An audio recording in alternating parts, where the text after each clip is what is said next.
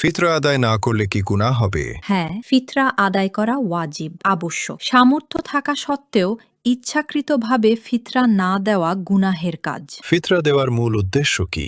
এর দুটি প্রধান উদ্দেশ্য: এক, রোজা পালনে যে ছোটখাটো ভুল বা অনর্থক কথা হয়েছে তার কাফফারা, পবিত্রতা করা। দুই, অভাবী মানুষকে ঈদের আনন্দে শরিক করা। টাকা দিয়ে ফিতরা দেওয়া কি বেশি উত্তম?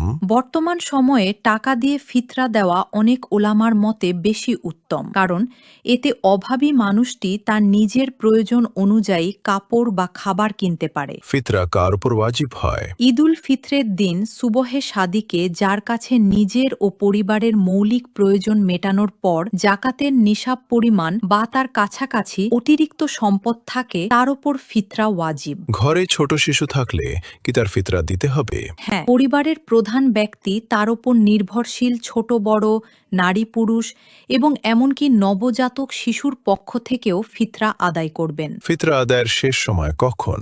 ঈদের নামাজের আগেই ফিতরা আদায় করা জরুরি। নামাজের পর দিলে তা সাধারণ দান হিসেবে গণ্য হবে, ফিতরা হিসেবে নয়। আপনার একটি শেয়ার হয়তো অন্য কারো ভুল শুধরে দিতে পারে। সওয়াবের নিয়তে ভিডিওটি শেয়ার করুন এবং এই বছরের ফিতরা সঠিক সময়ে আদায় করতে অন্যদের উৎসাহিত করুন। আল্লাহ আমাদের সবাইকে তৌফিক দিন। আল্লাহ হাফেজ।